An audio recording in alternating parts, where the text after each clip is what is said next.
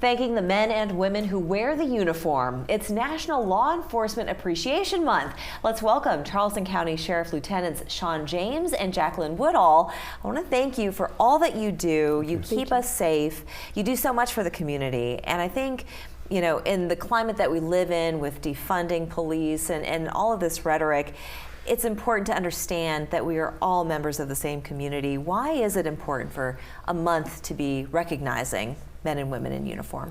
Well, there's a lot of people that obviously wear the uniform.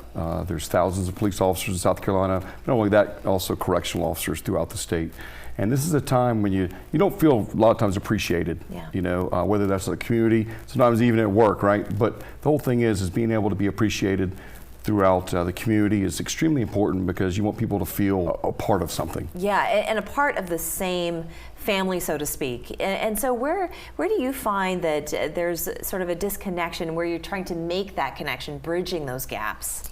You know, a lot of that has to do with just having a conversation, getting out there in the community, meeting members of the community, and just starting those conversations. A lot of people don't realize what we do, or just can be scared of us at times and stuff, just because they've learned to be that way. Right.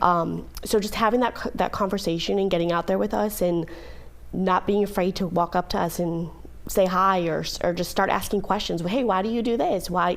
You know, we're happy to have those conversations within the community. It really seems like it starts from a place of lack of understanding. Absolutely. You know, when you see someone in a uniform, it's a bit intimidating, right? You know, you see the gun on the hip and the badge on the chest, and people do feel, you know, there's some history there too, where maybe there's some negativity associated, but you're here to help protect and preserve law in the state of South Carolina. And so by doing that, by bridging those gaps, you know, you go out to schools, you talk to the community. What are some of the other events that you get people involved? Absolutely. We have town halls, you know, for the certain areas where people live. You know, we have monthly town hall meetings where they come and talk to us, and we give them some information about what's going on in the community, if they have any questions of us.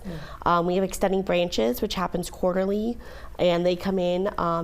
You know, people who need help and assistance come in from all over the area. We get together with other law enforcement agencies and help feed and clothe and help bring in medical for them and things like that. So just getting out there and being as present and as visible as we can be to show, you know, we are part of the community and we do care about them and the community we serve, and whatever we can do to help. Going above and beyond putting someone in handcuffs, that's not what it's all about, you know. And for you, Lieutenant James, why did you decide to wear the uniform? What drew you to this career path? It's been in my DNA, right? I have pictures in front of police cars since I was 5 years old. It's something that I've always loved. I love people, all right? Number one reason that I'm here is because I love people. You get to see people in times of need, and once you have helped someone in a time of need, and you have, whether or not it's as far as saving a life, or whether or not it's just helping someone change a tire, once you've done that, you can't beat that feeling. There's no other feeling, like catching a fish, hunting, no matter what it is. Once you've done that and you feel that euphoria that you get from helping someone else, it's addictive because you love people. And when you're doing this job, if you don't love people, it's probably the wrong career for you. You know, and it is a calling, isn't it? Like educators or nurses, it's such a calling because you give so much of yourself and sometimes pay the ultimate price. And for those who have made the ultimate sacrifice, there are events that remember and commemorate those brave men and women as well. Tell us a little bit more about that. Absolutely. We just participated with the Fraternal Order of Police in the Low Country Fallen Officers Memorial, where we honor those who have paid the ultimate sacrifice and for doing this job, and we bring the survivors in, and the FOP brings the survivors in, and it's a very important event for us. We have our local memorial at the Sheriff's Office where we honor and light up, you know, each memorial as the day passes where we have lost somebody. So it's just, without those who put their lives down before us and just made that ultimate sacrifice for all of us to be here. How are recruitment numbers? So knowing what the dangers can be, how are recruitment numbers, and what can people do if they feel the calling that they want to come and join the force? Absolutely. So, you know, law enforcement, it's like you said, you have to have it's a calling, and you have to want to do it. I think all over the country we feel it here and there, but we're out there. We're doing pretty well, I would like to say. That's great to hear. Yeah.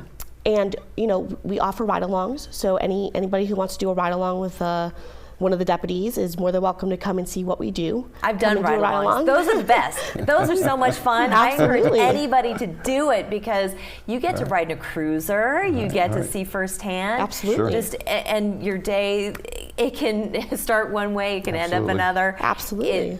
You don't get bored, that's for sure. In this line of work, you right? don't, and you don't know, until you get in that cruiser and see it may be something completely different than you thought, or more exciting, and just different things. And we also offer detention tours as well of our detention facility as well, in to come in and see what that side of the house does as well. That's wonderful. So, because now at 18 years old, you can now go and work at the detention facility and start in a career where you're in the police retirement and a retirement system that you can retire after 28 years now.